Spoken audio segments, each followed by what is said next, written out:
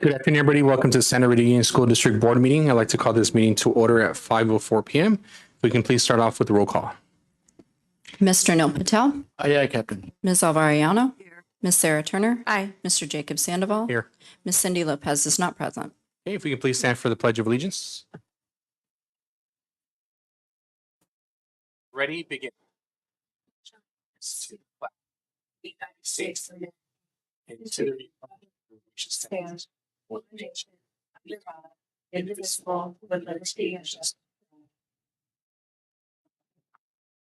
Moving on to item 1.2, approval of the board agenda. If I can please get a motion to approve.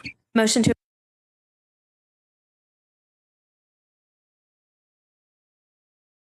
Captain. Ms. Ariano, Aye. Ms. Turner, Aye. Mr. Sandoval. Aye. Motion passes 4-0. Okay, today on closed session, we have item 2.1, public employee appointment / dismissal, employment under Government Code Section 54957.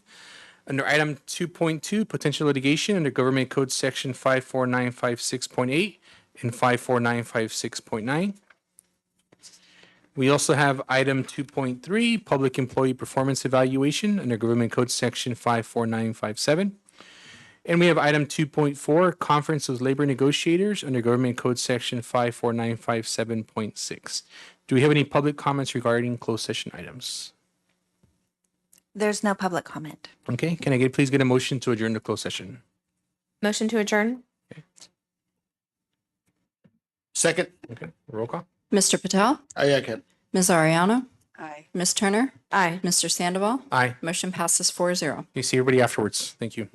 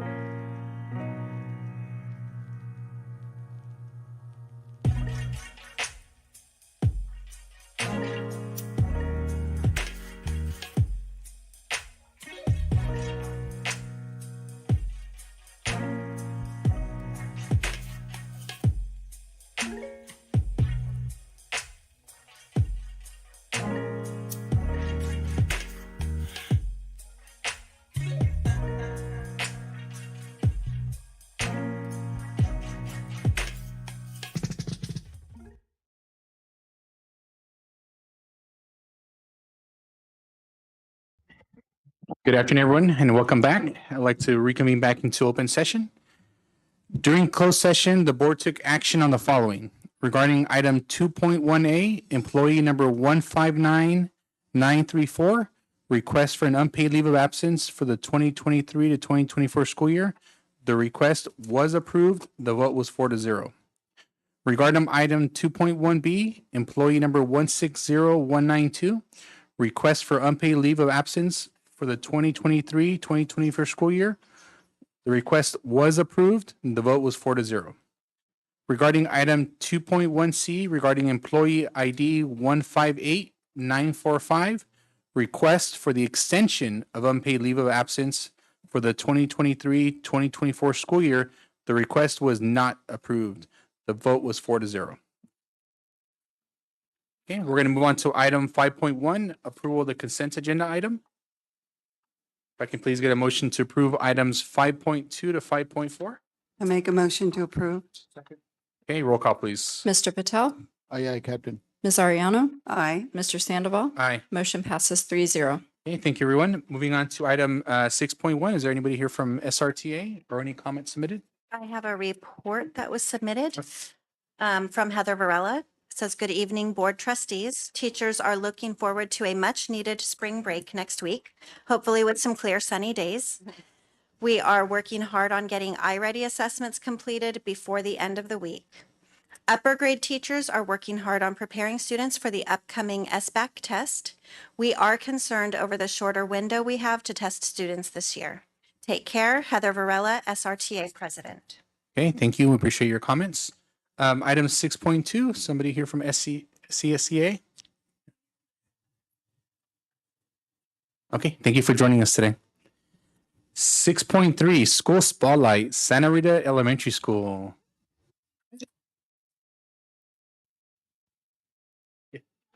Yeah, or you can use the podium. Yeah, yeah. They moved it around.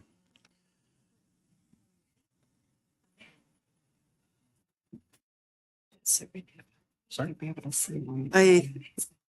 push Okay. the button? Got it. Okay, thank you. So we are honored to be here today. My name is Hillary Nichols. I'm the principal at Santa Rita Elementary School. And again, we have the honor to be the board spotlight this evening. I'm going to have our crew here introduce themselves. But again, I'm Hillary Nichols and Hi, everybody. My name is Itzel Coronel, and I am the assistant principal at Santa Rita. Thank you for having us tonight. Hello, I'm Jose Zavala. I am Alvin. Hello, I'm Brian. we're going to be, I hope, showing a slideshow. Excellent. And these are all members of our leadership team. And I just want to say a special thank you to Ms. Bird, who is the leadership teacher, who's unable to be here this evening, but has put an enormous amount of effort and support into our leadership team. All right. And without further ado. Hi, everyone. We are 3 students from Leadership Club at Santa Rita Elementary. My name is Brian. We have Alvin here and Jose, and today we are going to talk to you about our school, our leadership club, and why leadership is important.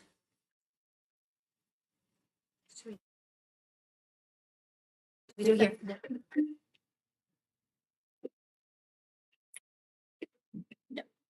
Is that it? Okay. These are the 4 things we are most proud of at our school. 1, all of the sports and playing that happens. We have a lot of sports that happen in both morning and after school.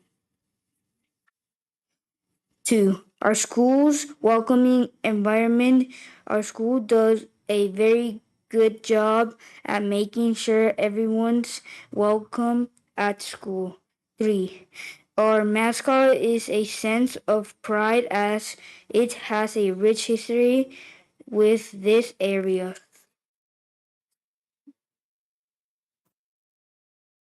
4, and finally, we are proud of our teachers. Our teachers work very hard to help us learn and do extra work so we have fun things to do.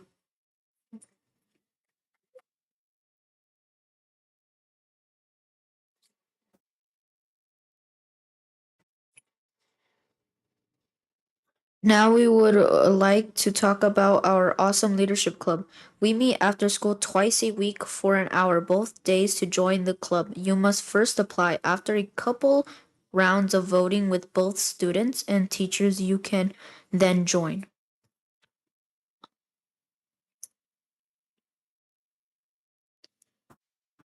We have 14 members in our club, a president, vice president, treasurer, and secretary. Then each fourth and fifth grade class gets a representative, plus an extra for the grade level. Next, Jose will talk to you about our activities. One thing that we are very excited for is our buddy bench project.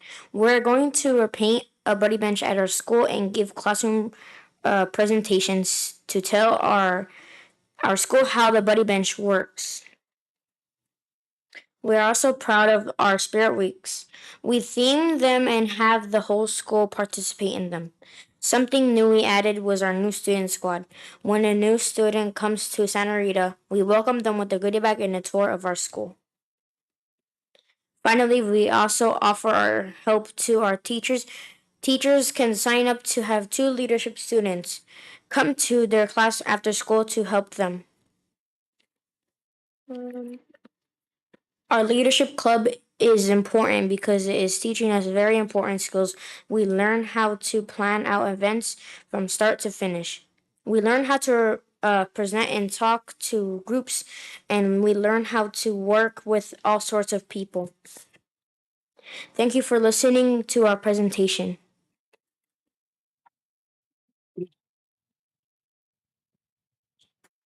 Very well done. Excellent. So thank you for having us this evening. It really was an honor to be here. By chance, are your parents here? You want to introduce your parents for us? Yeah. And what grade you're in as well, too? I'm in the grade 5, and my mom came with me, and my sister, and my little sister as well. My mom's name is Sandra, and my little sister's name is Ailani, and my sister is named Alondra, and I'm Brian. Thank you. I'm Jose, and I'm in 5th grade, and I'm here with my mom, Jenna Zavala, which is a teacher at Santa Rita for 1st grade, and yeah, I'm Jose. I'm in 5th grade and my mom's here. My dad is here. My mom's name is Carmen Ortiz. No, Carmen de Maria del Carmen Ortiz. And my dad's name is Fidelio. And I have my 2 of my sisters. One is my oldest. One is second oldest. And their names is Ruby and Lucero. And my name is Alvin. Well, you all did an amazing job. It takes a lot of courage to get up there and speak in front of a group of people. So I think that you did an amazing job. I attended Santa Rita Elementary School myself. I started as a 2nd grader all the way to 5th grade. So you guys did an amazing job. I don't know if the board members want to add something as well. I think it's really good. The whole presentation is really good. You had a lot of heart to go up there and give the presentation. I used to work at Santa Rita School many years ago, but it's a great school and you guys are great kids. So congratulations on your presentation.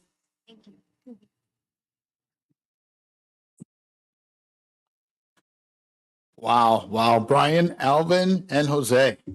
What can I say? That was a great presentation. It was a great example of leadership and courage. You know, it took courage to step up here and come before us and give a great presentation. And that's what it's going to take for you guys to succeed. And you guys are doing that here. So I just want you to go home today and say, yes, I did it. And imagine the other great things you're going to accomplish in the future. If you can do this, you can do anything. Yeah, look at you. You guys did it. Very proud of you. Good job. Thank you. And if we can take a picture real quick with the parents as well, and then also the kids as well.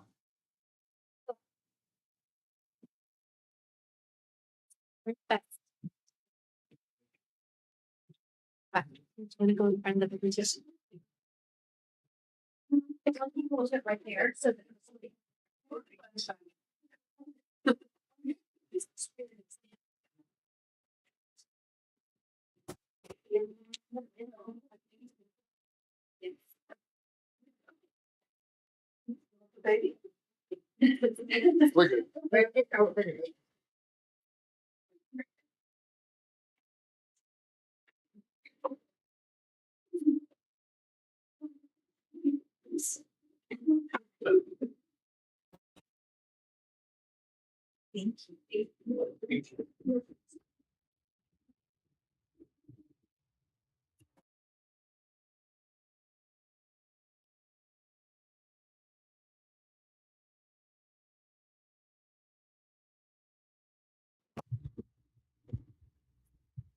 So you're welcome to stay for the rest of the meeting, or if you want to get home, that's okay as well. Se pueden quedar y si gustan, y si no, tienen que ir a la casa, también está bien que en caso que estén ahí temprano.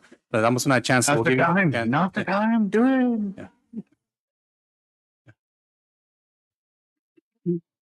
Yeah, thank you. Okay. Oh, no.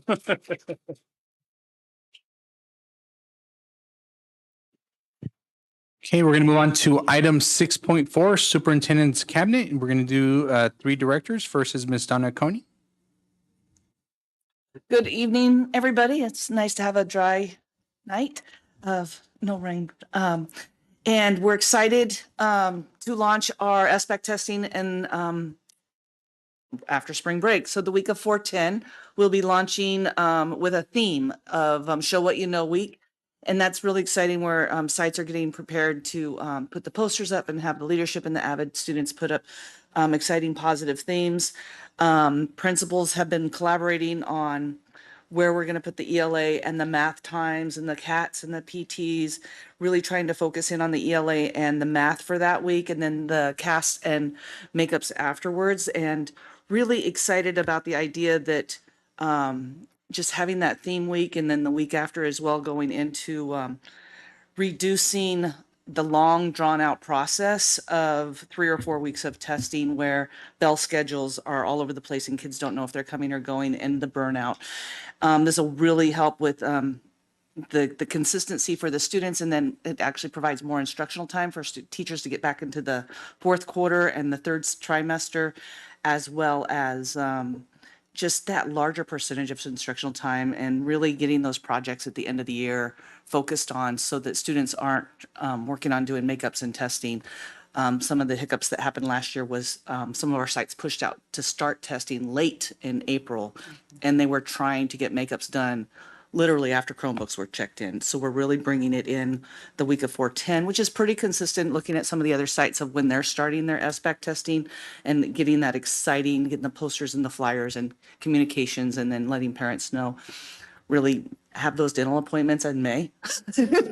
And so that we can really have that snapshot picture of what these students are really showing and knowing and learning and then growing from there. So excited for this.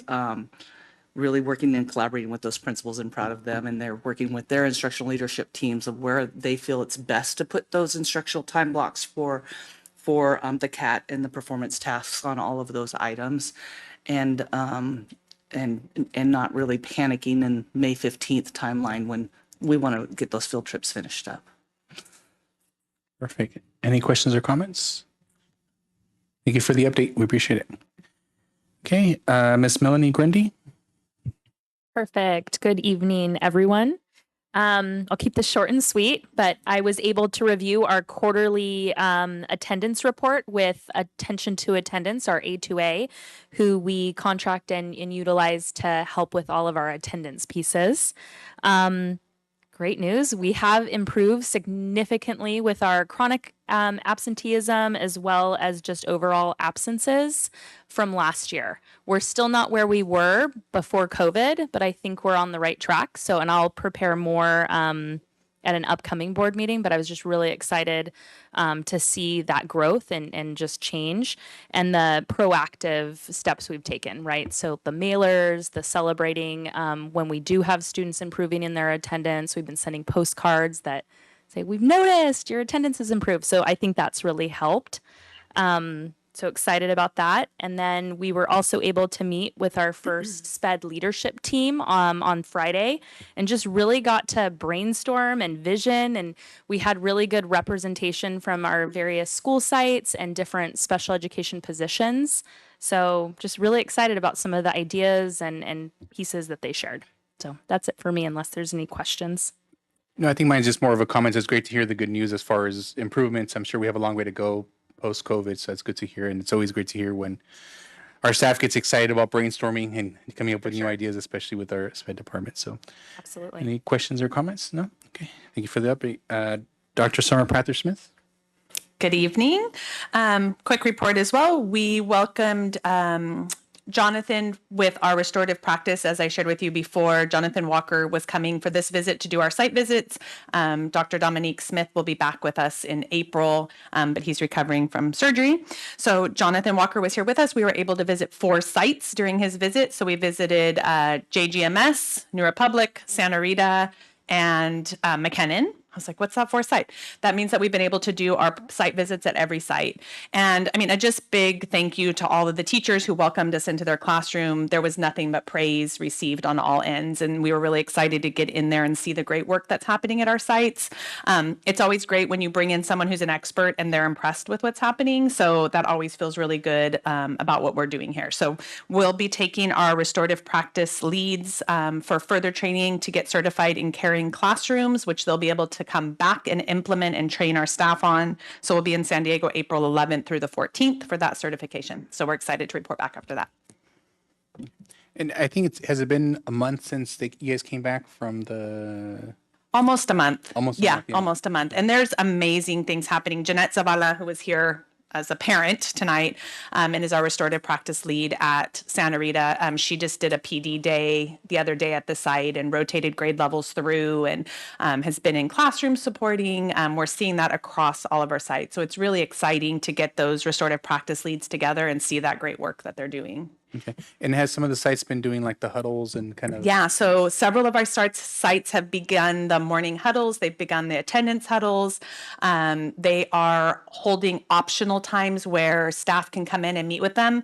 The other part when Jonathan was here is we held an after-school PD, an optional PD opportunity, where he did about a 45-minute presentation on relationship building and then just opened it up for anybody to ask questions, give scenarios. We had several staff bring scenarios forward to brainstorm with him how to respond.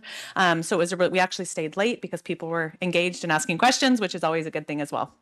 Awesome. That's great to hear. Questions or comments from the board? Okay. Thank you for the update. Okay. Moving on to the board and the superintendent, Mr. Neil Patel. I'm good.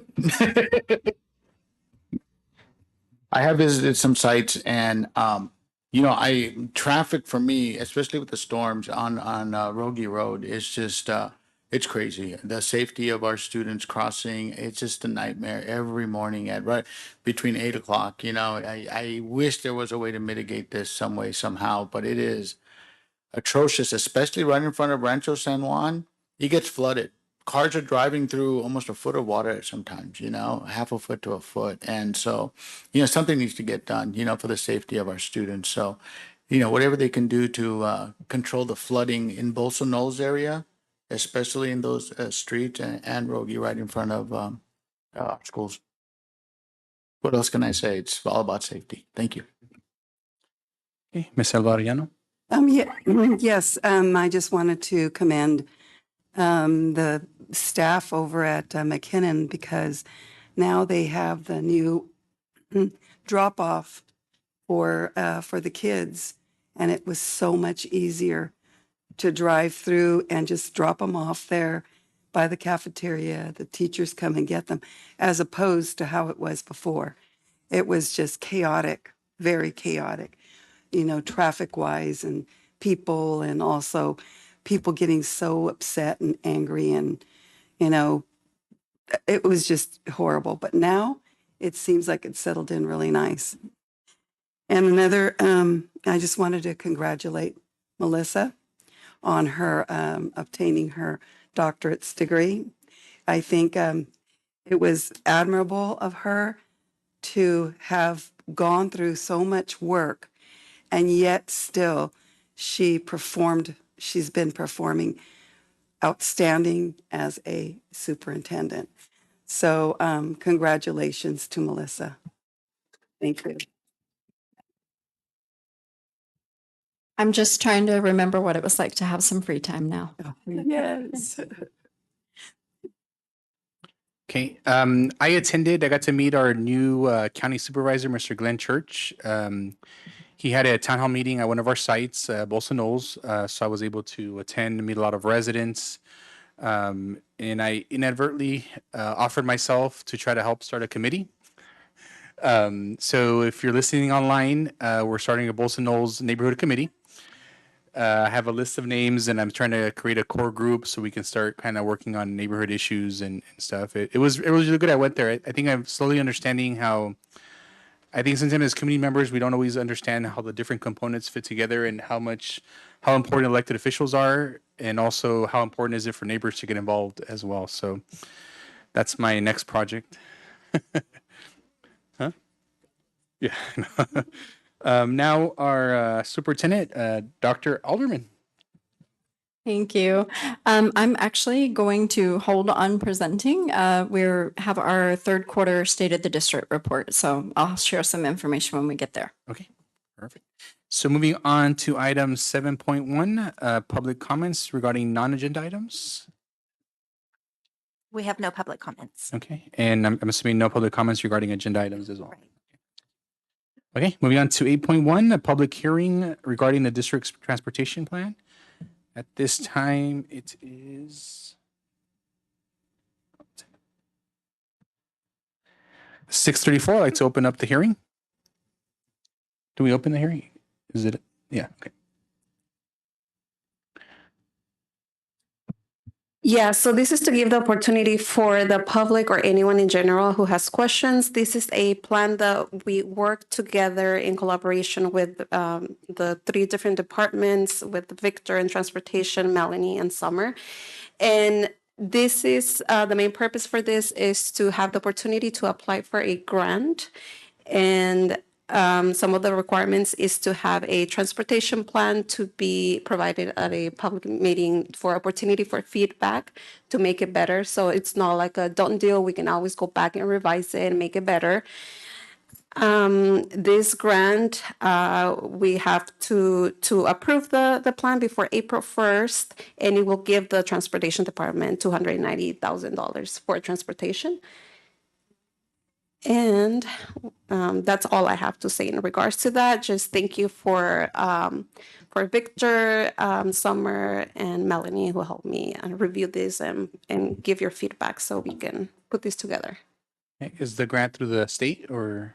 Yes, that's correct. Okay.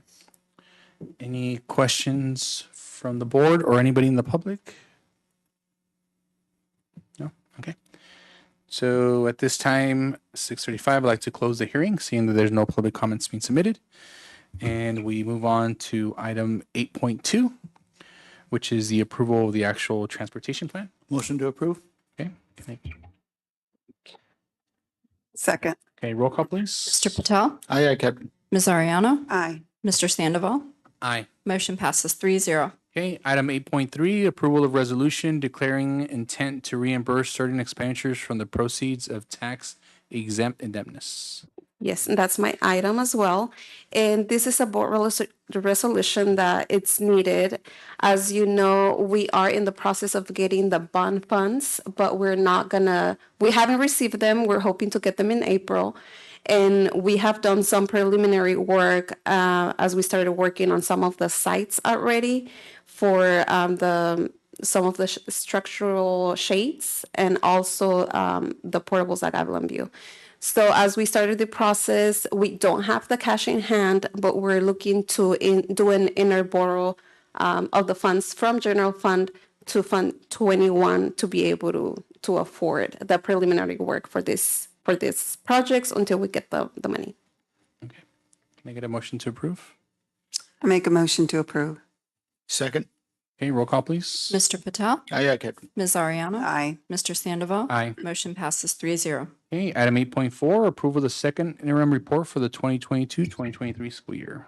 That is my item as well, and I have a PowerPoint presentation.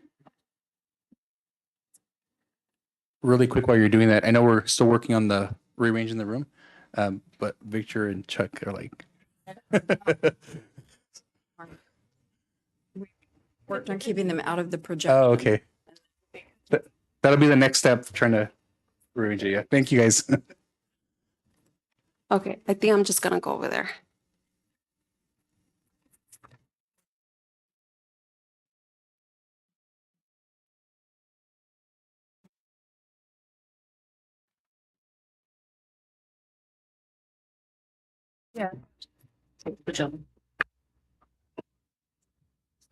Okay, I think you can see better from here.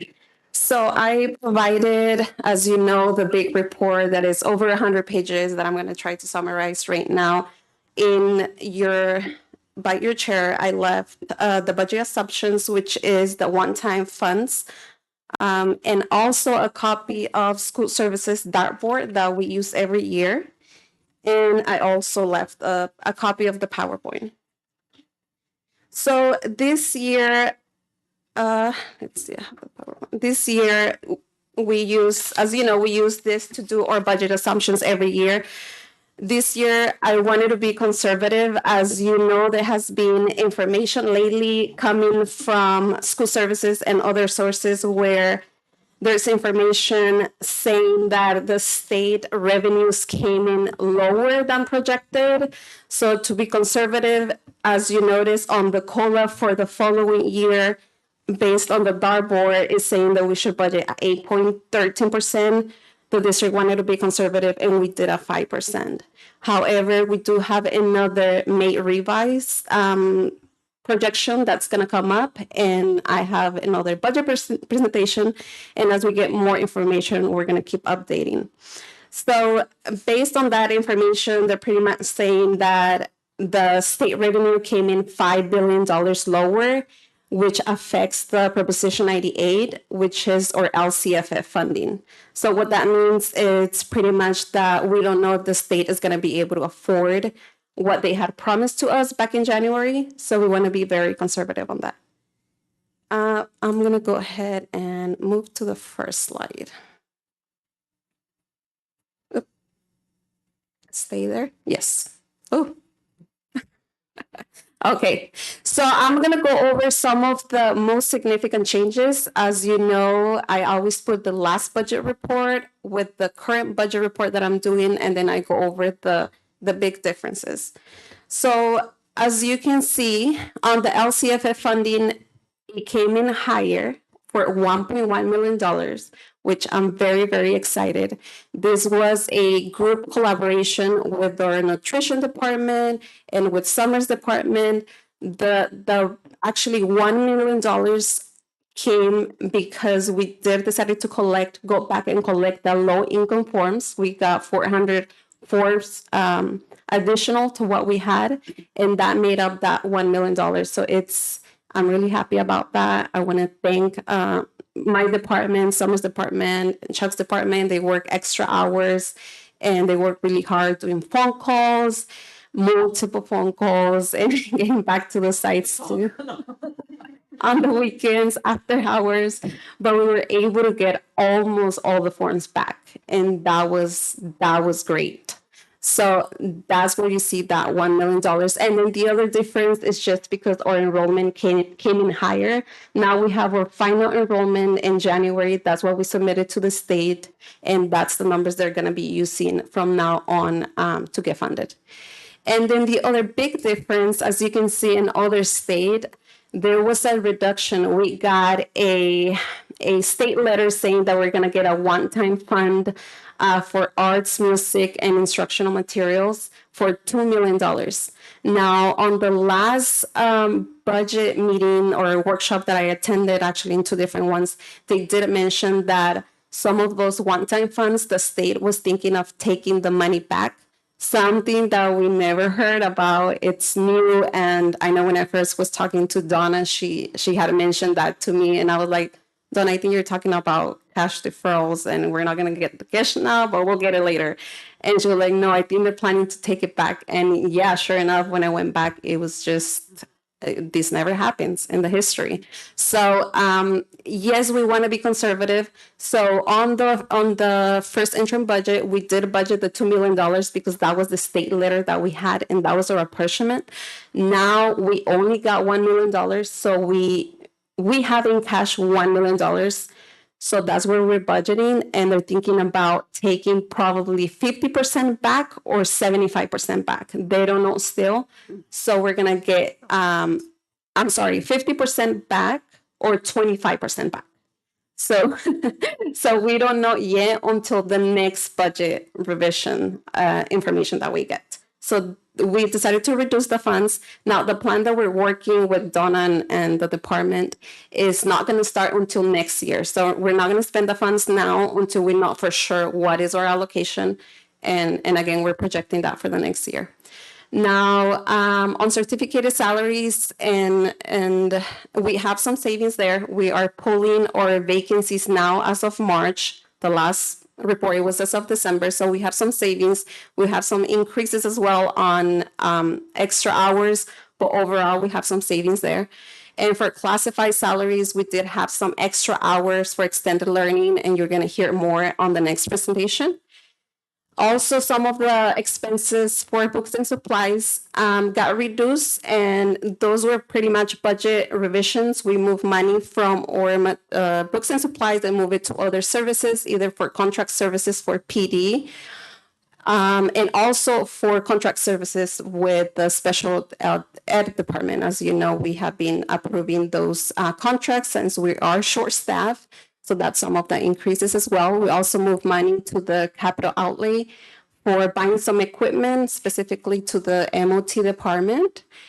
And we have some savings at the end for about $67,000. That's through the bill back that we pay for Monterey County Office of Ed. It came out lower, and we always go based on their projection. On the transfers out, that $750,000, that's the transfer of the resolution that we just approved. That is going to Fund 21 to fund those projects for the two elementary schools for the shade structures and the portables. And we end up with the $1.5 million deficit spending. I do want to mention that we have about $1 million in vacancies as of now. So once we close the books and on the next budget revision, we are going to see that number hopefully get smaller. Okay, so this is an overall picture of the multi-year projection. As you know, we are projecting a deficit of the $1.5 million on the next year. We did reduce our one-time revenue. As you can see, revenue is coming in lower.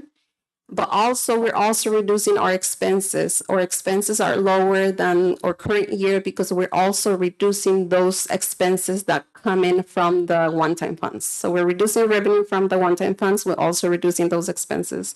And then going forward, we see a reduction in revenue mainly due because the COLA is lower. And we're also being conservative on the projection for enrollment. And in the third year out, as you know, we have increases on STIRS, PERS, health benefits, step-in columns. So we can avoid the expenditures that are going to be coming up.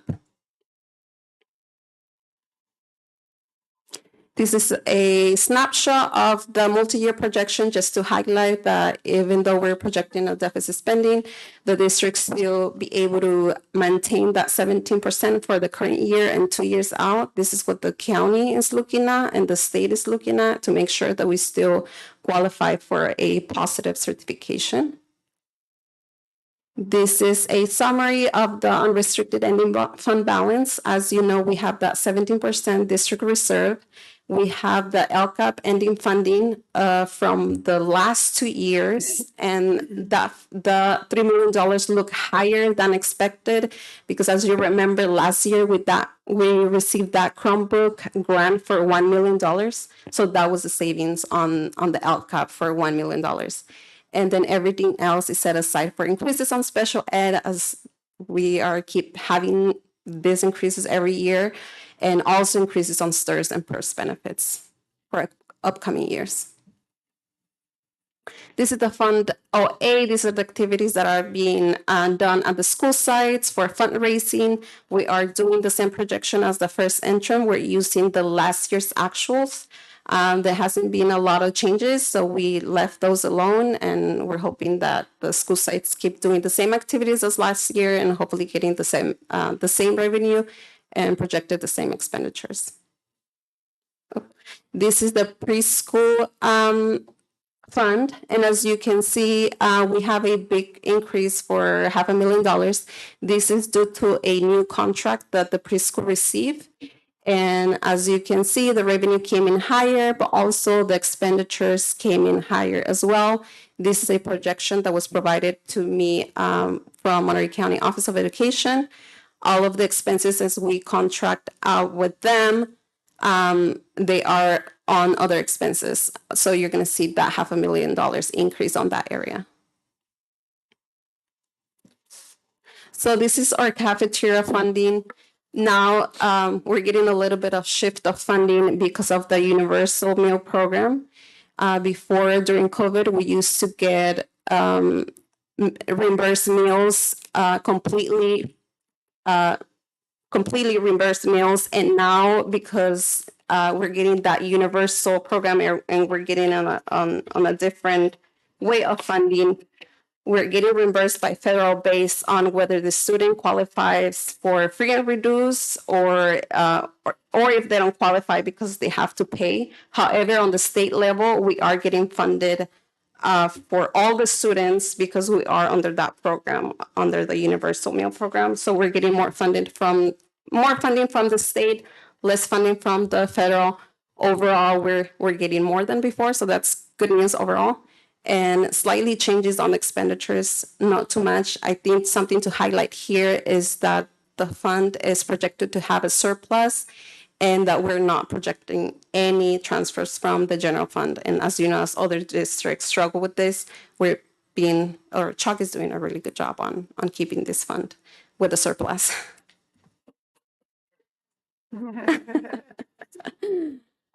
So Fund 14, as you remember, this is the fund where the board set money aside for facility projects for the school district.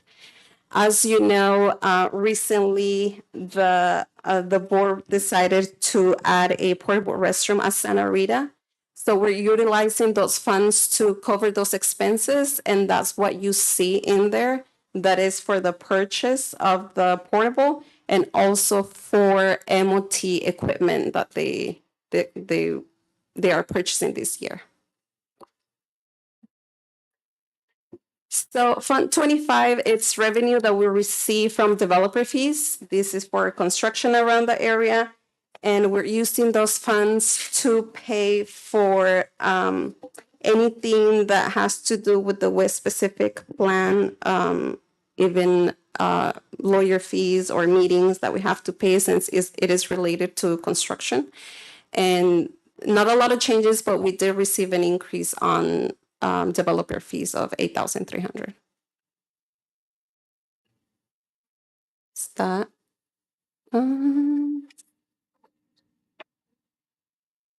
Did I skip one? This is going too fast. Okay. So Fund 35, this is where we have money set aside for the land purchase as Sobrana. On the last appraisal, the land was valued at $4 million. And you see the interfund transfer of $1.5 million.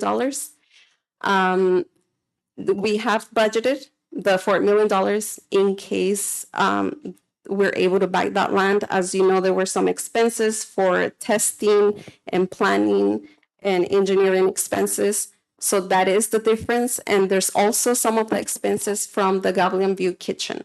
That's why that's not just $4 million, it's more than $4 million because we got the land, part of the Gavilan View Kitchen, testing and fees for preliminary testing. And this is Fund 40. And this is pretty straightforward. This is the $3 million that is coming out of the any fund balance from the general fund. It is the $1.5 million for the Gavilan View construction project and the $1.5 million for the locker room, John Gutierrez. And those are the forms that are part of the big packet. As you know, Form A, it tells you what ADA we use. As of now, we're being very conservative. As you know, attendance hasn't been as good as other years. Before COVID, our attendance was at 96%. And right now we're projecting at 89%. So we are being very conservative. Hopefully it's higher once we get closer to the year, and that way our revenue can be higher. Or Form SIAI, it just gives you a summary of all the interfund transfers, which I just mentioned to you. Criterion standards is just the budget analysis. If you want to know the difference between the two budgets, you can read through that, and any of the standards that is a higher percentage, I did put an explanation there. We have the multi-year projection, and the TRC is the checklist to make sure all of those accounts are balanced to the penny and they're all balanced out. I think that's it. Do you have any questions? I guess more comments. Well, thank you for the presentation. And so it's interesting, since I've been on the board for 4 years, how challenging is it for school districts to really budget multi-year, because there's so many moving parts. I mean, the state just said they're going to give us 2 million. Now they say they're going to give us $1 million or $1.5 million. You know, from year to year, what's the COLA going to be? I actually printed out the last 4 or 5 years of the presentations you kind of give us, as far as just understanding the multi-year projections.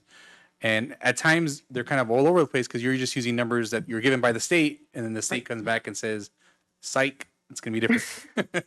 You know, so then we end up either with more money we have or with a lot less money you have. And the reason I mention that is because I know it's important for the public to know how challenging is it for school districts. At times you think you have a lot of money, but then something comes up, or the state gives you less money, and then you come up with different figures that you have. So, but right.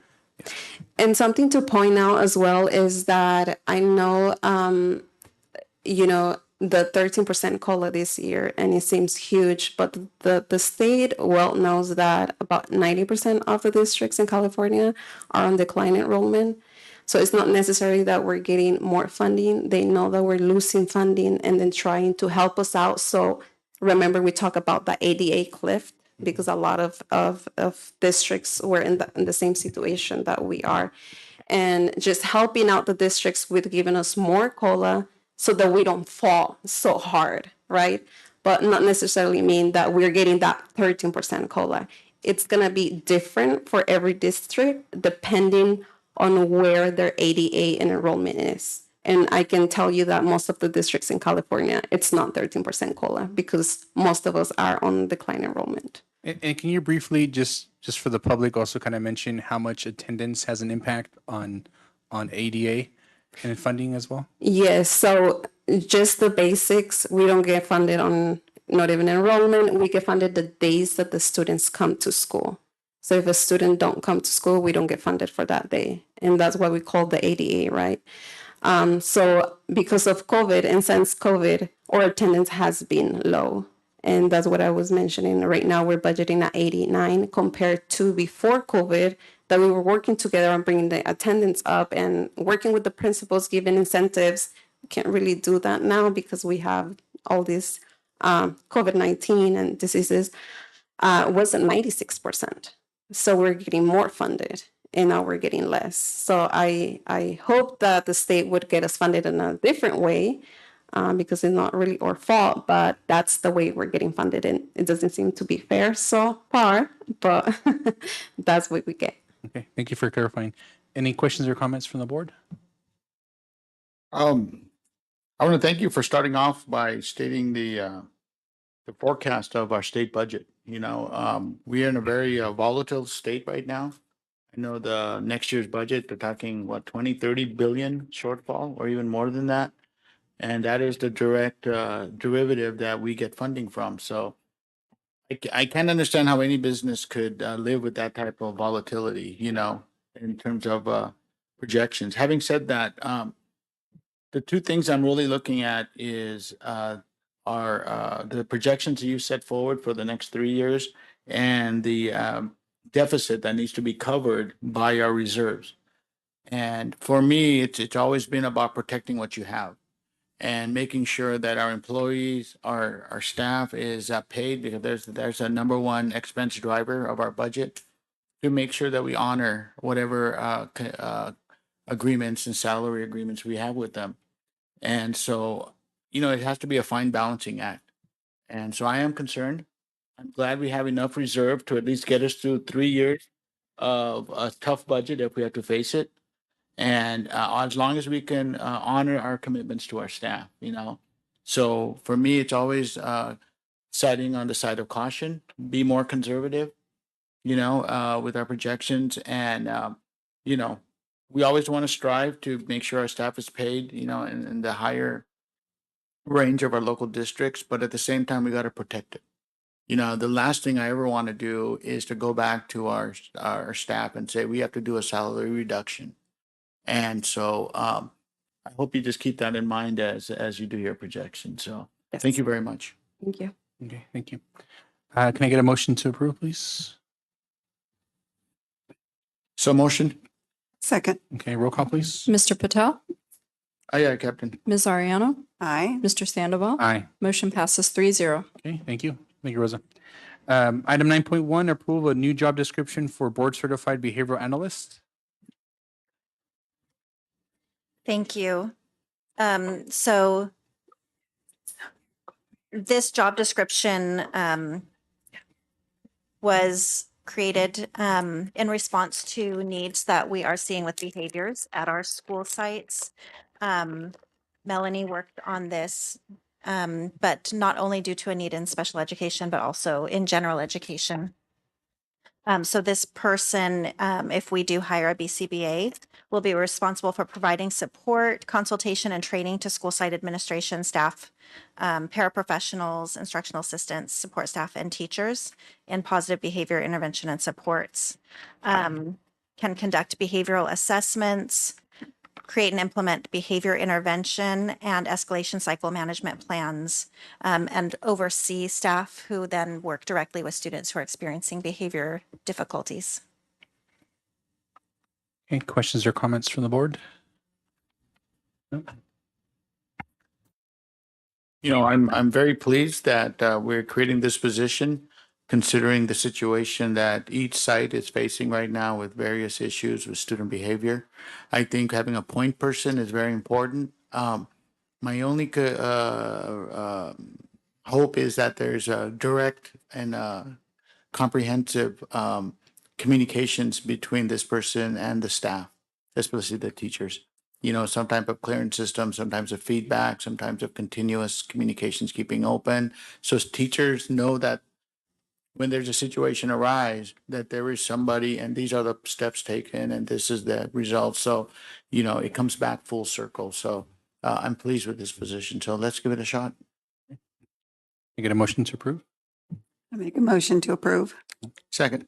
Okay, roll call, please. Mr. Patel, Aye, Captain. Ms. Ariano, Aye. Mr. Sandoval. Aye. Motion passes 3-0. Okay, and this is the second part to that. Approval of a new one full-time employee board certified behavior analyst for the 2023 to 2024 school year. Go ahead, Thank please. you. So as the follow-up, this would be authorizing an FTE to fill this position and provide this service to our district beginning with the 23-24 school year. So motion. Yeah, second, please. Second. Okay, roll call. Mr. Patel, Aye, Captain. Ms. Ariano, Aye. Mr. Sandoval. Aye. Motion passes 3-0. Okay, item 9.3, approval of a new classified licensed professional supervisory salary schedule for the 2023-2024 school year. Thank you. As we were working on the development of this job description, we realized we needed a separate salary schedule for a couple of positions that are now in our district, and that's the occupational therapist and the BCBA, which are both classified licensed professionals, not certificated, but different from CSEA or management. So motion.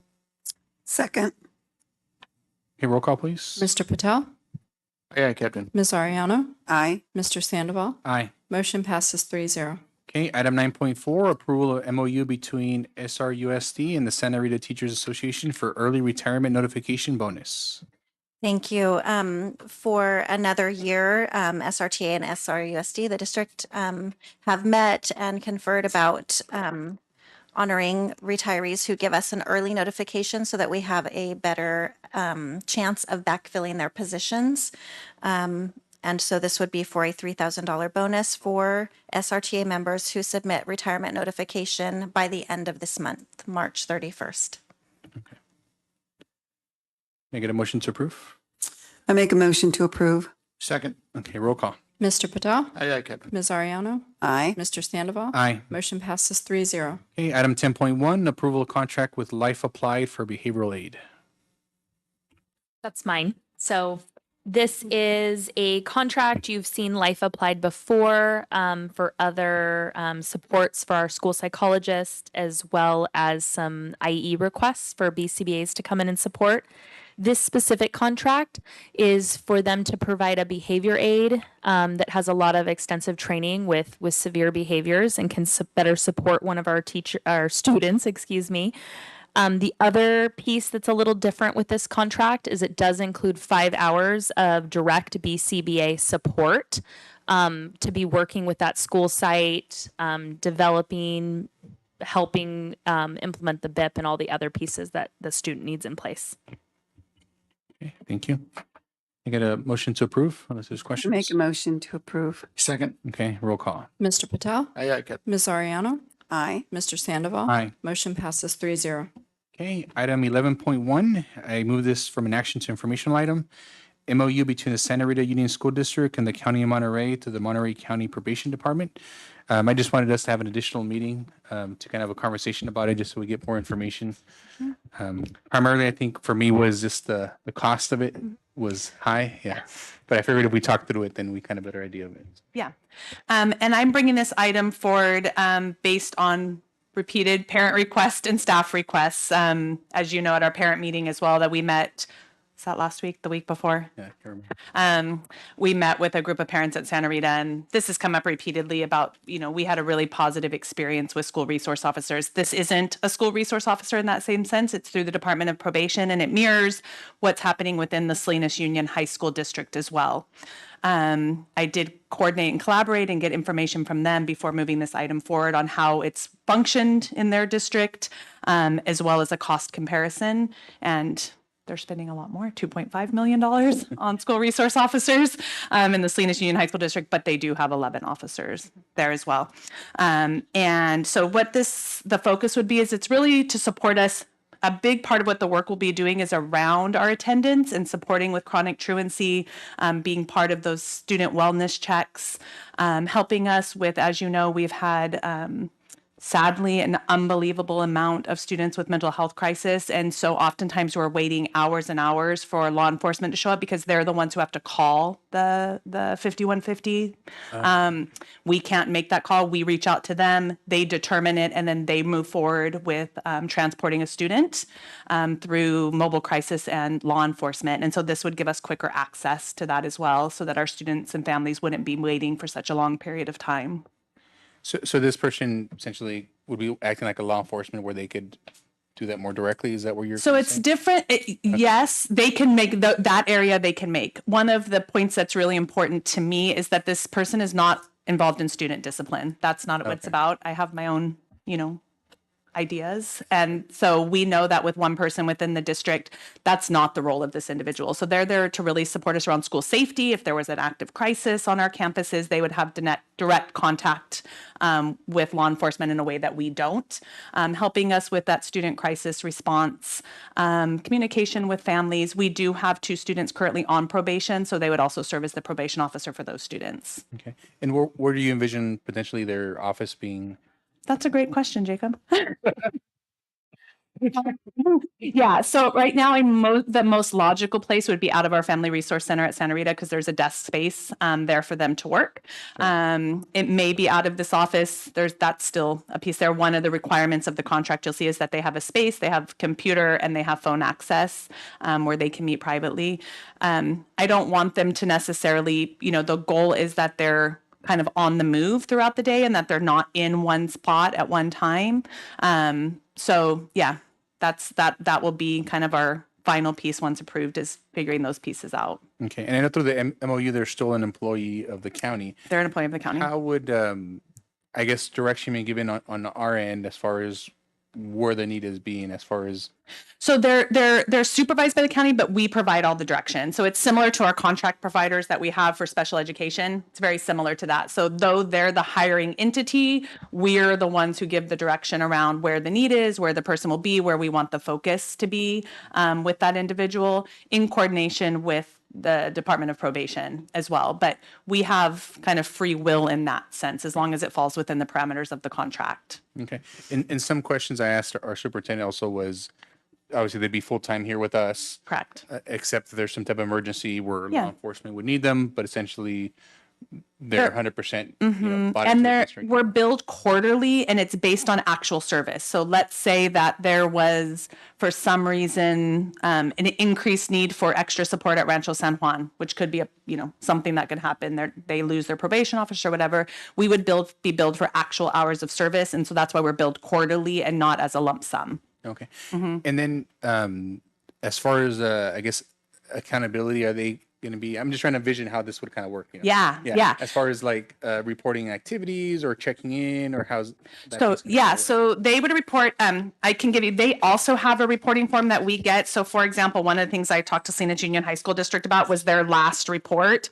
And we would get something very similar to what was reported to them. So for example, people can't see it, but this is a report on their services to the middle school. So they track all services provided and then will provide us with detailed reports around things like truancy contacts, expulsion related incidents. So if there was something that drug and alcohol incidents, 5150s, which are those mental health crises that we talked about, any referrals that they're making, direct contact with students who are on probation, as well as direct contact with students who are not on probation in terms of prevention. So those are all logged. There's a specific log that they use, and we get all of that regularly to keep track of what's happening with the officers. And is there a specific person in mind already that's kind of already? So what we've asked for is, once approved, I'll be working closely with them, but we've asked, our number one priority is that the person's bilingual and biliterate. That's really important if it's in serving our community. And right now they have somebody who's bilingual and biliterate. So we would also always have our discretion if we felt that the person wasn't a fit for our organization. We're not contracting for a person, we're contracting for a position. Okay. Yeah, those were all my questions. Does the board have any? Well, you asked them all. What is a contract year? How many days? So it's the full calendar year. So we also have them throughout the summer. So it's a regular calendar year. So for in the contract right now, it would begin April 22nd of this year and go through the end of the fiscal year. So June 30th of this year, and then continue as of July 1. Part of what we would be doing in July 1 through when students are on campus is really starting to establish some working with our principals, really establishing processes, helping reach out to some of those families who have had chronic truancy issues, to really establish that early on before the school year starts around what that will look like and the requirements for school attendance. And then, the person will be with us full time. Yeah, I'm totally supportive of it. I know the cost is pretty high. That's why I'm glad we're testing it out, But I think it's going to come down to fit. It's going to come down to fit. If we get the right person, their services will be invaluable. Yeah. That I could see maybe justifying to renew it, but I'm willing to give it a shot. Okay. And I think, for me, again, we've heard it repeatedly from families and from staff that's something that they feel is important for our space. So I feel like we have an obligation to honor as well. Okay. So I'm in total agreement with getting these probation, are they probation It's officers? probation officer, yeah. So, and how many? It's just one. It's just one? It's one officer. Okay, Yeah, so just one. Okay, well, we had the SROs. mm-hmm. I think you remember how they were just great and they Yeah. were a perfect fit. Both of them Yeah. were a perfect fit for our Santa Rita district here. So, and I just saw a big change in the kids because they had they were very respected Yeah. by the children. And I think what's important about an SRO through the Department of Probation is that probation officers are trained in social work as well as criminal justice. So it's a little bit different. The goal of a probation officer is to keep people out of a system, right? And that's a little bit different in a role. And so part of what in my work with kind of talking this through with them, what's made me feel more confident in bringing this forward is that additional training that takes place around social work. The other part I was going to say is remember that though the cost is high, it's inclusive of salary, benefits, mileage reimbursements, cell phone stipend, all of those pieces that go into it. And I think oftentimes when we look at salary, we think about just that one number, but there's so many other pieces in all of our salaries that are there. And so that number, though it seems high, is inclusive of all of those pieces. Good, thank you. I'm in support of Yeah, thank you for answering the question. I think that's why I needed that extra bit of information, just because obviously it's a big cost in seeing it. But I think, yeah, if you can please put it as an action item to get Absolutely. approved. And then once we get moving, if you can maybe have them come in just to kind of introduce themselves and to I the can. district and stuff as well. So, I'll bring it forward at the next meeting and we should still be within timeline. They have to take it to their board once we do Okay. it. So we may have to alter that April 22nd start date just based on, we'll get through all approvals in time. Yeah, and if we need to, call a special meeting. Okay. Just to get that quick item, 3 of us could show up. Okay, perfect. know, I'll reach out to approve them and it. see if timeline will work for them. Yeah, If not, I'll reach and I'm out. sure, just reach out to us, Melissa, Okay. and see what we do to meet up. I appreciate that. Everybody's okay with that, right? Neil? Yeah. Yeah, okay. I want to thank you for giving us the time to review it before we bring it back. Okay, thank you. So moving on to 13.1, informational item, the state of the district, Q3.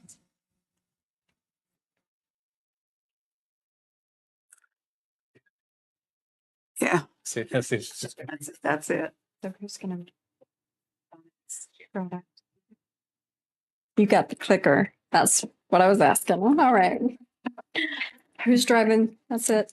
Thank you. So it is Q3 State of the District Board Report, and can't believe we're already this far into the current school year. So next. Thank you. So again, the purpose of our presentation, just briefly, we're going to update our community on our Q3 progress, what we have right on the horizon. So overall district activities, some information about our staffing needs and projections, a lot of updates about instruction and summer academy and all those things, some construction updates as well. And then of course, an opportunity for questions and follow-up.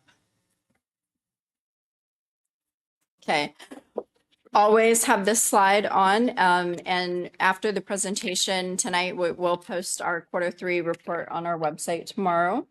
But why is that misspelled? That's crazy. Who we are and what we do in SRUSD. And so the vision is always that the Santa Rita Union School District develops the minds and hearts of its students, inspiring our community to be the place where we all learn and grow. And then our mission, of course, is always to work in partnership with our community, because we exist to provide high quality, comprehensive educational experiences that support each student, academic and social emotional development, and prepares them to be responsible global citizens who are career, college, and life ready. So for my part, and then we'll move on to each of our cabinet members. Yesterday, we had our very first district safety committee meeting, and representatives for that include our classified, certificated, administration, parents, trustee, community members. We have representatives from all of our school sites as well as all of our different departments across the district. and parents. We held this first one online via Google Meets. It was a very introductory meeting where we talked about what is the role of a district safety committee meeting, what does the state ask us to do in reviewing each year the district's policies, procedures regarding all aspects of safety, security, discipline, safety-related health concerns, and how the committee works in relation to our school site safety committees as well. So we're planning on holding in the future our district safety committee meetings following each school site safety committee meeting. In the month that they do those, we'll turn around and have our district safety committee meetings. The state sets different priorities that we look at, including in a regular school year, we would look at school site safety plans before they come to the board. Our next meeting is scheduled in May, so you can see on our agenda the things that we discussed at our first meeting. Reviewing how safety plans are created, those key components, different emergency planning protocols, what we have going on right now around our training for the student safety modules, communication activities. Krisha's department is working hard on doing those radio audits so we can bring that forward to the board. We talked about that, as well as a really cool overarching camera system that works with our current devices that will really increase functionality of those devices and capability of our staff to be able to not just review live camera data, but to be able to set up some interesting virtual parameters that will help trigger alerts. And it uses our current systems. So as those age out, we can then replace it with new ones accordingly and keep that overarching system in place. So they're going to pilot that, and hopefully we'll be able to present that at a future board meeting for you, how the pilot goes, what that looks like for us. But that's just kind of a real quick overview of what we did with our district safety committee meeting. Currently, District Measure R, so our bond, Rosa and I, along with Miguel Rodriguez from East Shore Consulting, we presented for our credit rating review on March 16th. So hopefully we'll be hearing back that we have a great credit rating in the next couple of weeks, and we'll be able to share that. Currently, we've got you're reviewing applicants that we have for different bond committee positions. So our at-large, our parent, our site committee, PTA representative. We're still looking for a representative of our senior citizens community, bona fide taxpayer organization, and a business organization representing a local business here for us. So for the bona fide taxpayer organization, that is the one that we've also, our team has let us know that we can reach out to regional and state organizations as well who can fill that representation. So we're going to keep advertising that out, but if the board lets me know, we can move forward with those who we've already received applications for and go ahead and appoint them, and then keep recruiting for other positions so that we can have our first Citizens Bond Oversight Committee meeting.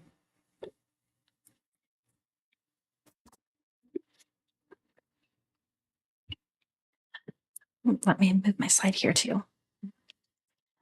So for staffing updates, this is looking at our current school year classified vacancies.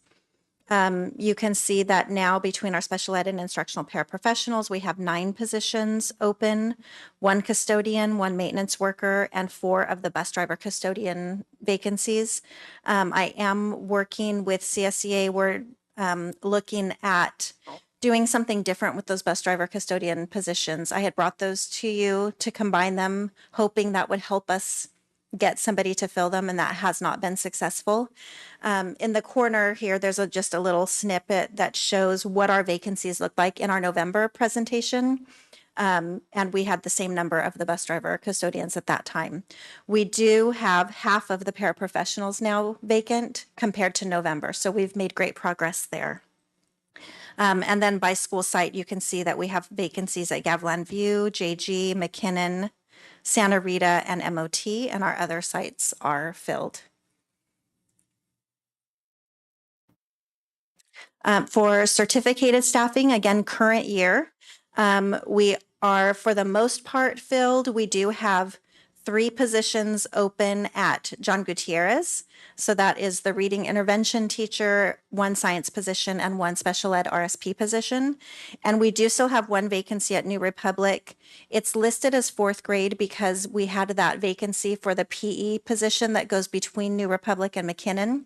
One of our current New Republic teachers, Mr. Murillo, has interviewed for a transfer for that position, and that's been granted, but we have not been able to fill his 4th grade position.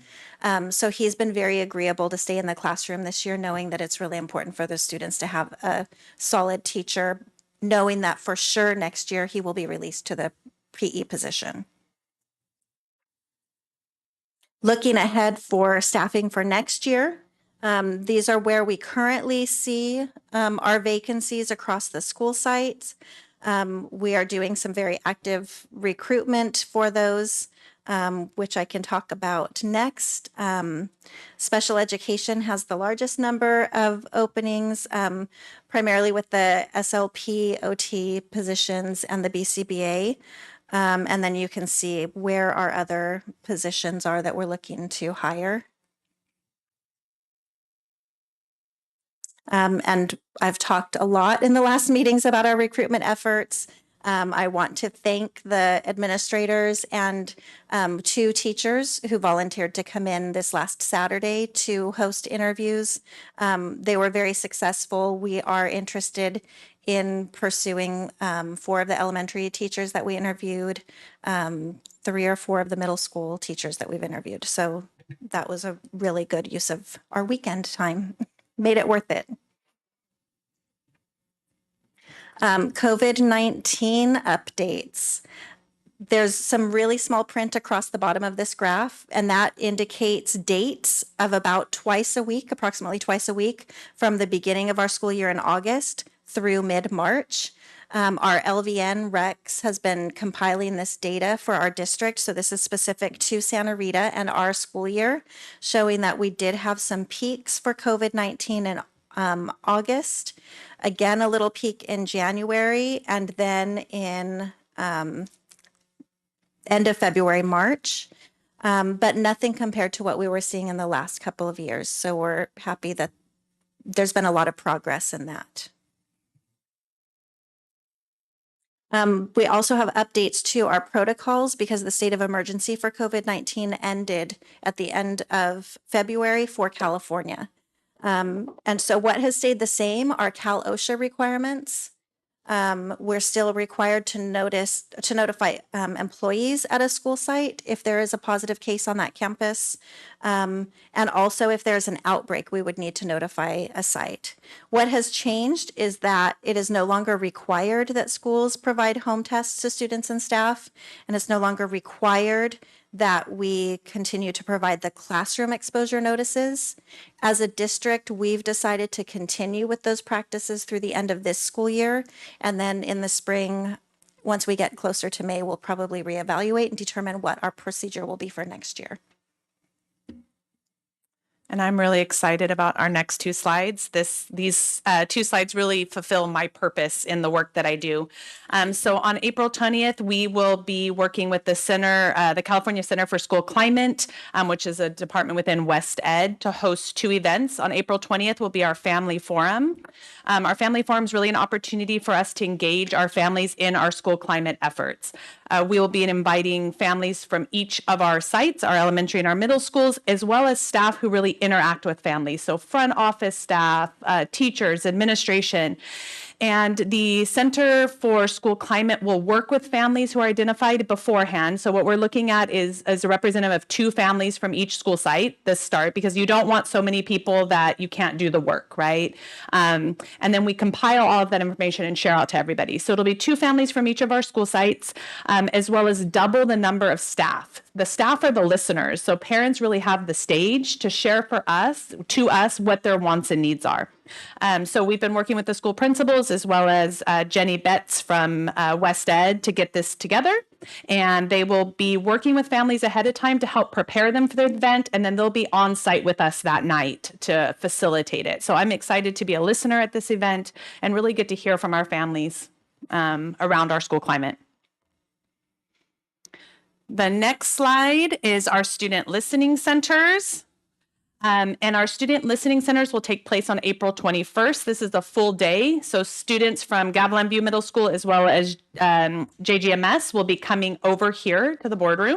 We'll transport the JGMS students over here. Sorry, Victor, I need to put in that transportation request for that day for April 21st. And again, it's 7 to 10 students total. So what we've asked our middle school administrators to do is to identify one student for each grade level as well as another student. We really want students who don't necessarily always have the opportunity to have their voice heard. So it's not going to be all of our ASB kids, right? We want to really target students who maybe this will be an opportunity for us to hear from them.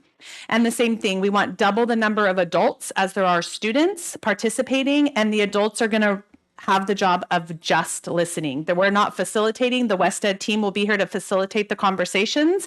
It's really an opportunity for us to hear from our students. West Ed will compile all of that data together, and we'll really use that to form some of our goals and objectives for our following school year. So these two experiences, are keeping me going this month. I really think that we're going to learn a lot from the voices of our parents and our students. And the next slide is mine. Last year, as we all know, it was very difficult to do the after-school interventions and just increase our staffing for that. Since last year, sites have really increased their efforts and the interventions before school, after school. Some sites have even created intervention and enrichment programs to entice those after-school programs and student attendance. For example, once students receive those intervention needs, they then have the opportunity to do an enrichment program such as art, leadership, soccer, etc. And that's been very successful. Another example of what's going on is, for example, at La Jolla, they've been doing an after-school program with FEV tutoring and paras and teachers and having an average of 30 students throughout the school year attending, getting intervention, the one-on-one interventions with the FEV tutoring program.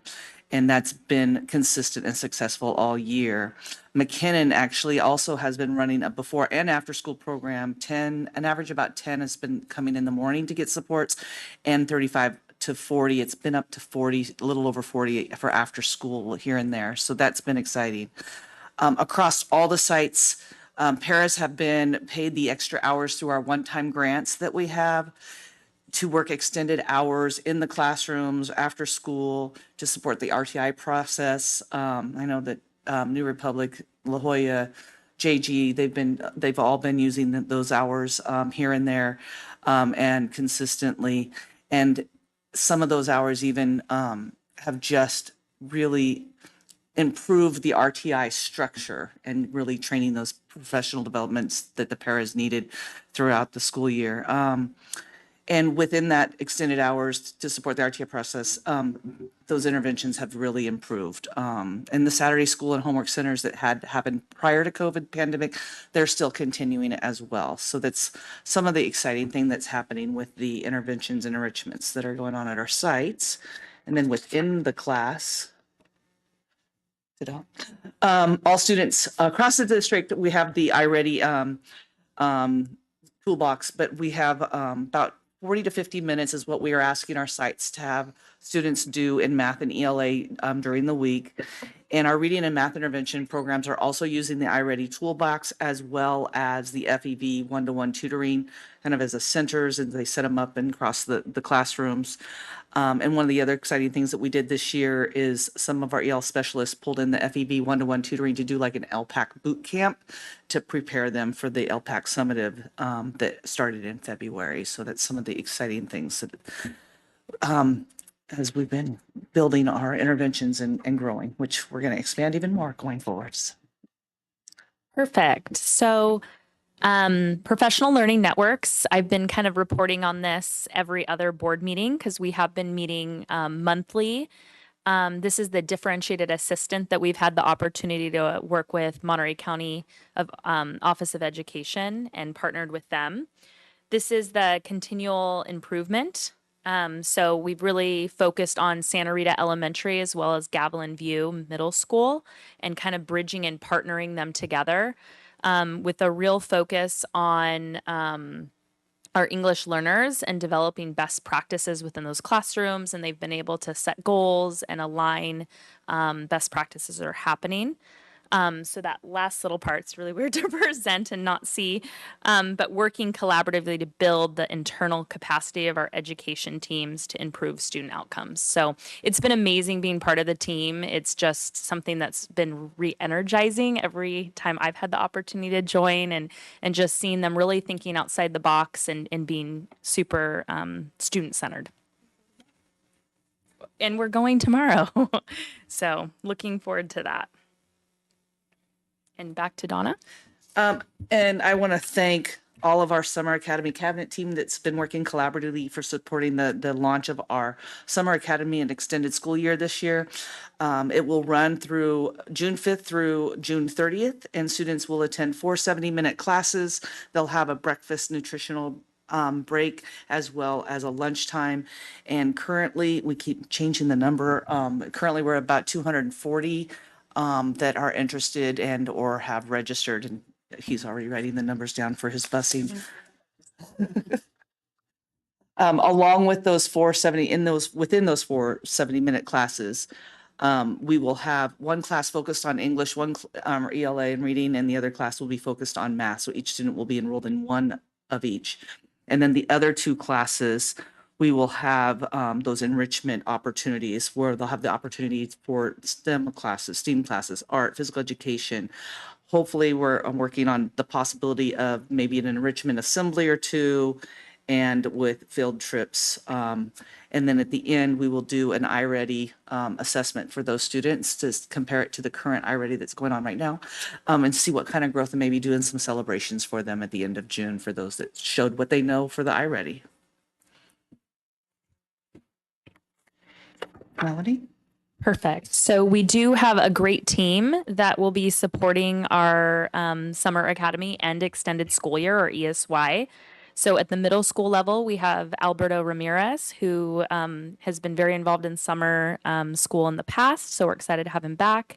And then for elementary and extended school year, we have Miss Rebecca Alicia, as well as support at both sites from James Stoffer, as well as Analia, I'm going to totally butcher her name right, Escamilla, the last week or 2 of summer school. So we're excited for their support and collaboration.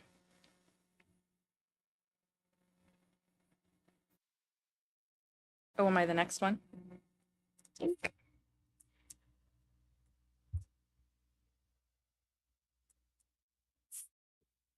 Perfect. So it's okay. So really excited to be part of the summer school planning process. We really have aligned our extended school year ESY that we put on for our special ed students as well, and really connecting the 2. This really helps with inclusion best practices, access, and I'm just really excited to be able to work with the team. Other proactive planning strategies we've done is really just recruiting now, right? So sending out surveys. Our first survey was sent out March 3rd. We already have 45 teachers that have completed that survey and want to support and participate. Classified recruitment survey was sent March 12th. We already have 24 classified employees that are interested.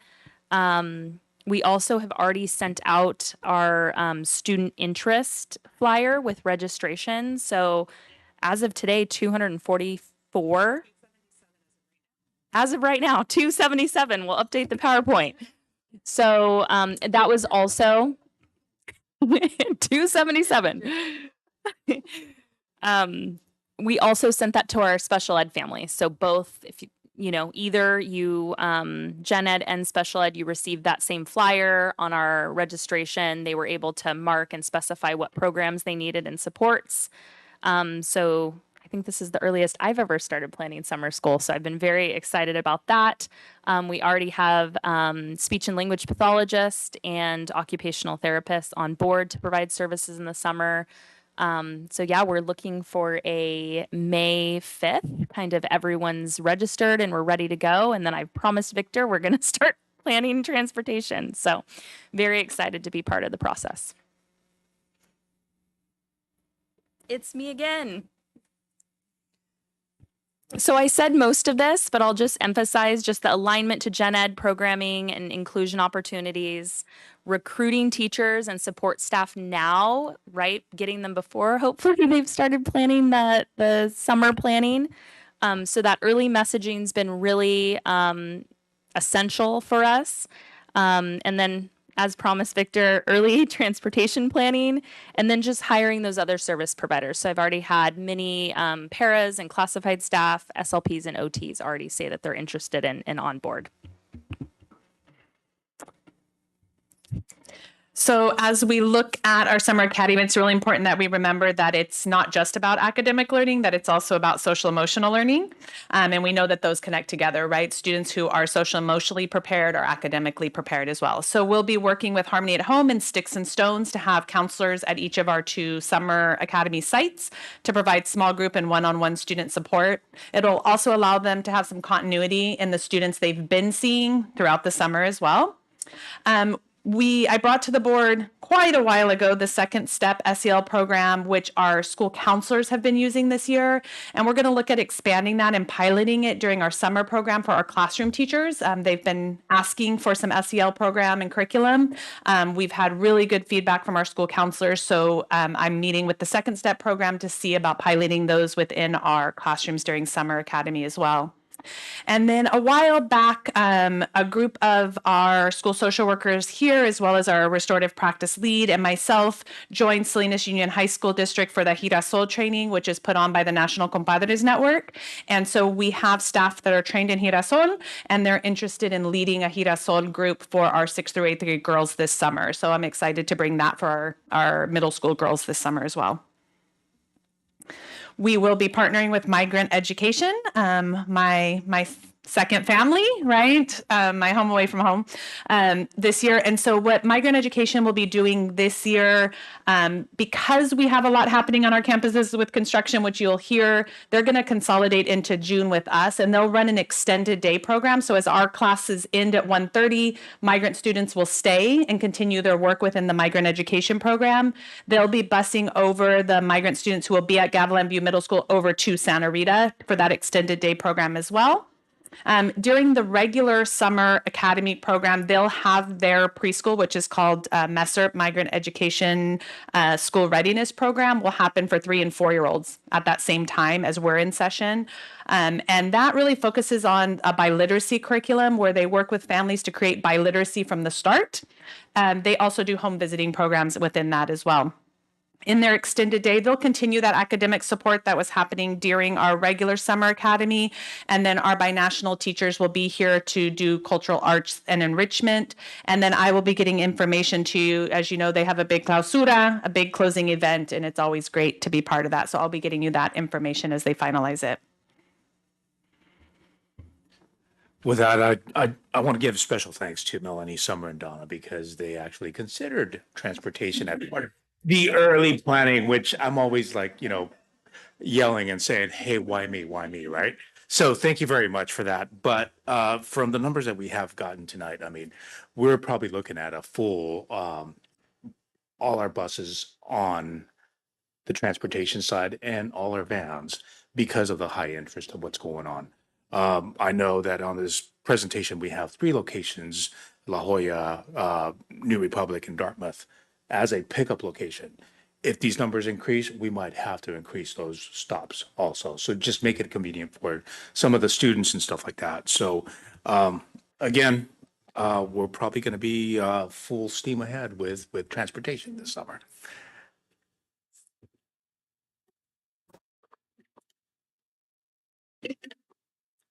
First time using the mic, sorry. Yeah, I'd like to ditto or echo what Victor said. I was also part of the planning, so thank you very much for that inclusion. It's definitely helpful. This summer, we're aligning our summer feeding program with the Summer Academy and ESY programs at Gavilan View and Santa Rita. Information will go out to families, letting them know that Gavilan View will actually be the open site to the community.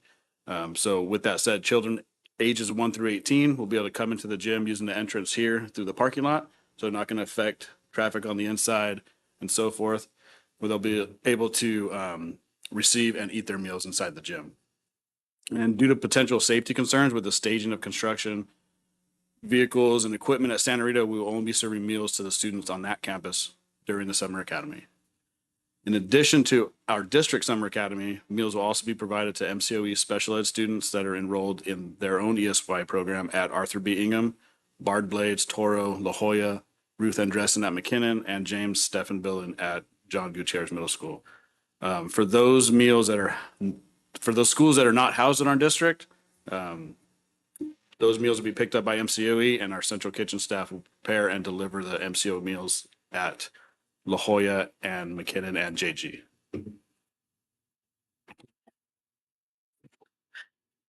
Family engagement doesn't rest in the summer either.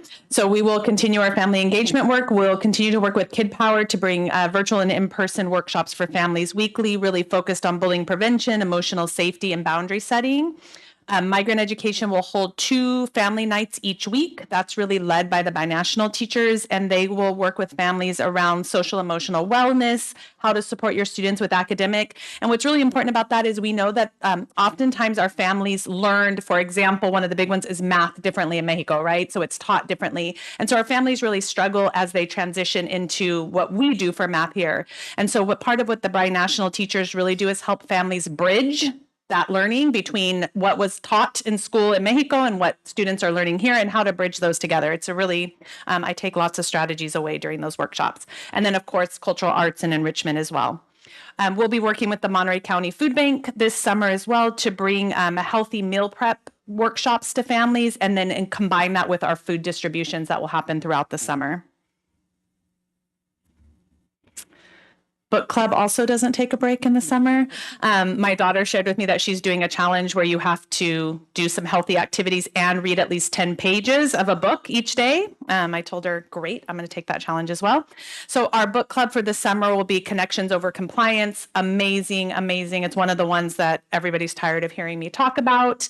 And it's really talking about how student behavior is tied to co-regulation with the adults in the space, right? How we respond and react facilitates how students respond and react. And it's really dives into kind of these brain-based strategies. What I like about it is very similar to our book club last summer, where you left with kind of activities that you can put into place immediately. This book also leaves you with that. It has an entire appendix of activities and tasks and practices that teachers can put into place as soon as they finish the book. So we've already bought it for our leadership teams, as well as all of our restorative practice leads, who they were here the other day and their books were tabbed all over the place. So I'm excited to bring this book forward for our summer academy as well. Okay, so now talking about the phasing plan, I know that I kind of overwhelm you with the same construction projects, and it does. I really want to kind of focus on the cycle, which is a clockwise. So basically the cycle starts with a phasing plan, identifying the funding, state approval, site coordination, and then the construction, right? Well, right now I've been having a little tough time with Division of State Architects, so I'm kind of stuck at the state approvals. So with that, I might have to come up with a new presentation to you if we do not overcome Division of State Architects.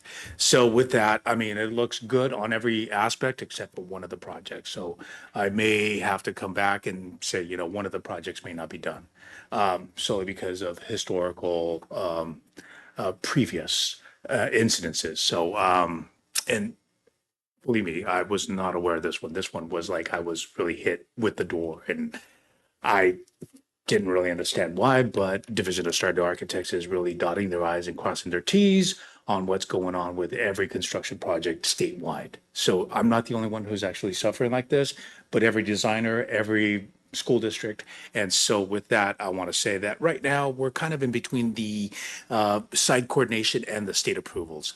Next slide. So just like the clockwise cycle, I made a linear cycle. So Esperanza, this is kind of like a little bit more upbeat because the previous is kind of like a Debbie Downer, right? This one, after 15 plus years, we are roughly at the fourth, starting from top to bottom, at the fourth step. And that's funding through DTSC. So we were able to get onto the site, do all the corings, the borings, and all that stuff, all the site samples, which we couldn't have done. And believe it or not, we hit that perfect window right before the rains, the first storms, and now, I mean, we could have never gotten in there with a boring rig. I know I've given you updates on in regards to my Friday letters and stuff like that, just giving you some pictures of that. But right now, I just got word from our geotech that the samples are coming back favorable. So I don't think we're going to see a problem, and we could probably meet that timeline or beat that timeline of November, and probably purchase the site. So we're getting ready. All right. All right, so now it's up for IT and ed tech updates. And we've been really busy in this last quarter with a lot of continuous learning for all of our staff. And really in the aspect of iReady, assisting staff with the assessments for the 3rd through 6th grade students in math and ELA. And also the use of that data to determine the student needs as well as selection of resources, as Donna mentioned, from the iReady toolbox. We've been holding cafecitos, discussions with families regarding student and family internet safety with the use of a lot of resources from Common Sense Media, and we'll be continuing that, as well as working with Elevation for the data and tracking for our RFEP students. We are collaborating with Nearpod so we can provide more resources for our EL students in a train the trainer model with them and training our academic coaches, as well as continuing our PD offerings for the Nearpod suite that we have. Our student data specialist and I were able to attend the Aries Student Information Systems, Aries Con. She got more training in CalPads, probably than she really bargained for. There's a lot going on with that. And we're really fine job with that, as well as the management for our student information systems, updates coming for Parent Square. And we also tomorrow have Terry from Aries coming to work again with our admin in scheduling our master schedules for next year. We're ahead of the game, getting those master schedules in, as well as learning the new flex model that they have. That's going to lend more opportunity in scheduling. Our site conference, in fact, I think Sam's over there. He's like, yeah. We took our IT team to site so that way they got a really good focus on our tech resources, everything new and up and coming, as well as the management, the security and data privacy, especially since that's really ramping up now, as well as the maintenance and of our network systems. And then we just got back from Q conference where we were able to take representatives of our academic coaches, our IT teams, as well as some admin. So that way we could learn more strategies for equity and inclusion, professional learning delivery, resources and networking for digitally mediated learning, which means really cool things to where we can get all of our staff involved and learning to bring things again for equity and inclusion for our students. And then again, for the networking and security for data privacy.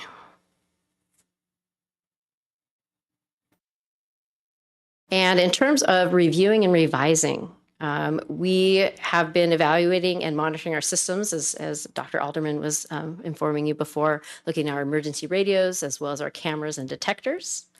We're looking also with our networks, working with monitoring and the usage, especially student usage, what's happening along the way. We've done a full audit of our Google Workspace in terms of security and access, and reviewing settings and practices to increase and ensure our security, as well as looking at all of the applications through COVID that were brought in. So we're going to be taking a look at those and see which ones we need to tailor back and which ones meet the security protocols. Currently revising our Mojo Help Desk to be more user-friendly for our users, so that way we can track the needs throughout the district for our staff requests for what they're needing for IT help. And we just finished up clearing out the space, and now it's filling up again, but with e-waste, but filling up with good things coming in. We were able to deprovision the devices that are no longer supported, and we're through that learning the upgrading for our tracking systems for needs and purchasing and deployment. And last but not least, the development and piloting. So as Superintendent Alderman mentioned, we are currently piloting cameras and detector systems. And in terms of the emergency connectivities that we have, Our ed tech tools and apps, I had asked for a moratorium on those applications right now or any new requests that are coming in because we do need to review the data policies with applications that are in around student data privacy as well as access, so we can keep hackers and all of those nice, lovely people that should be doing things for good out. And so we are taking a look at that as well as getting some more trainings. We are, as you can tell around our little playground here, we've got some screens coming in. We've got our new AVER camera over there that we're piloting. Really exciting, follows you around the room. And we're looking at some new touchscreen technologies for classrooms as well as two-in-one devices that can serve as both laptops and tablets for staff and students. And we are also looking at storage and charging options within our classrooms. For E-rate, we completed the installation of UPS at the school sites, which really upgrade our power systems for the networking. And we are planning and piloting the installation of access points at schools so that we can increase our network connectivity, both indoors and outdoors for next year. And then, as Donna had also mentioned, we're working with TOSAs with PLC Plus, AVID training, developing some training guides that help integrate the technology that we're using so we can see it modeled throughout the district so it gets picked up more readily by others.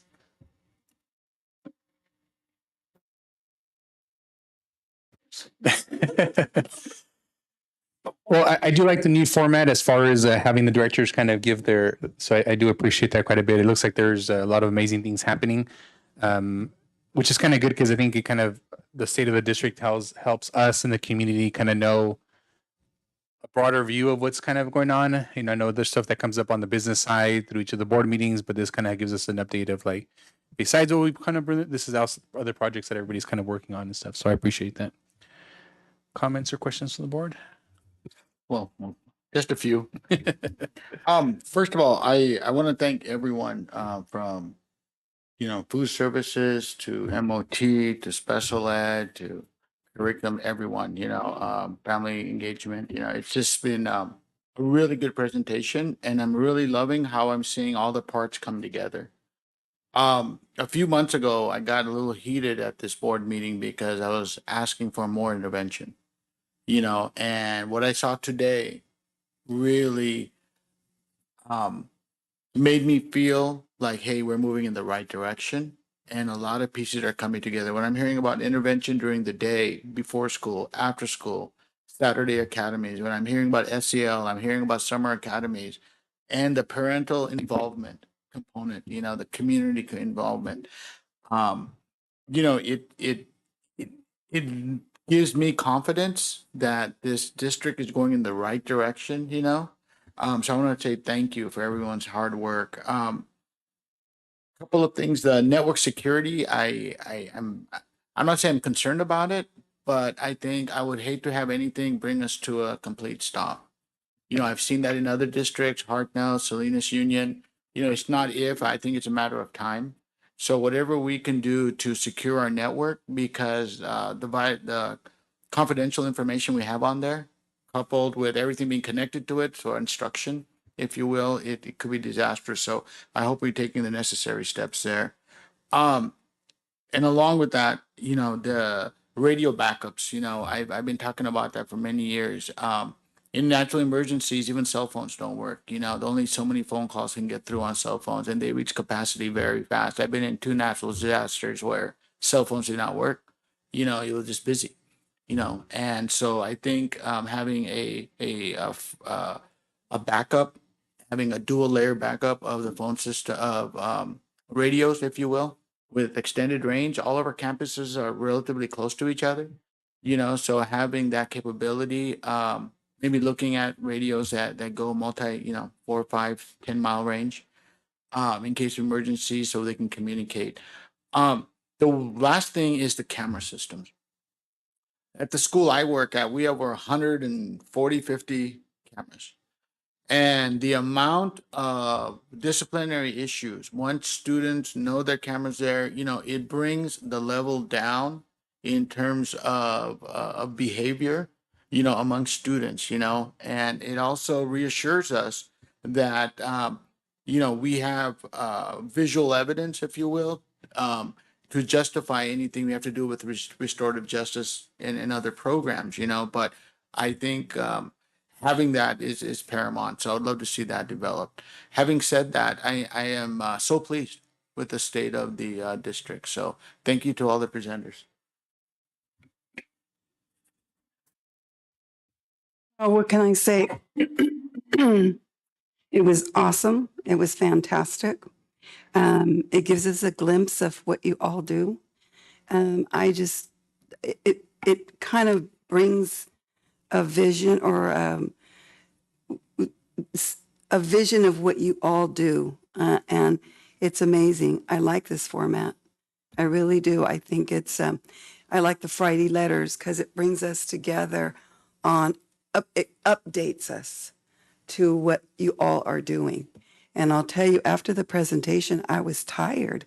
Not of you guys, not of you guys, but I was tired of all the work you guys do. So much. But it's just a glimpse.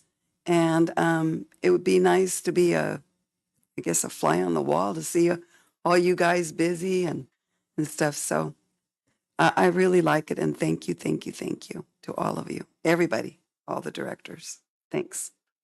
I apologize, Jacob. I did fail to mention one thing. And, you know, I'm glad to hear the numbers of the summer academies. I really am. Anything we can do in terms of incentives for attendance, for improvement, you know, whatever incentives we can create, whether it be gift cards, this, that, or whatever, you know, just to get the students there, just to get the students there. I think that's 90% of the problem, you know, 95%. Anything we can do to increase that number, but the number of 277 is phenomenal, you know, so let's just hope, you know, it stays that high or even goes higher. Just one thing I want to say is that I noticed there that on Kid Power, you had a bullying program. So we just kind of had a little conversation about that earlier, and I'm really glad to see that. And I want to see, I would like to see it expand into getting involved more in the bullying. Yeah. And I'll just add that part of what Harmony at Home it does is our student bullying led presentation. So Harmony at Home during the summer will continue that work. So they work with student leaders to develop bullying prevention programs in which the students present to younger students. So it's really student led, student driven. So they'll continue that in the summer as well. Yeah, thank you so much. And then I was just going to add for summer school, that's only been a week. So we sent out those intent in less than a week. That's our number. So we're definitely anticipating a much higher number coming in. Okay, awesome. Thank you. It looks we're going in awesome directions. Any final comments from the board? No? Okay. All right, moving on to 14.1. Our next regular board meeting will be April 12th, 2023. Any suggested future board items? Okay. Can I get a motion to adjourn at 7:59? I make a motion to adjourn. Second. Mr. Patel, Aye, Captain. Ms. Ariano, Aye. Mr. Sandoval. Aye. Motion passes 3-0. Have a nice evening, everyone.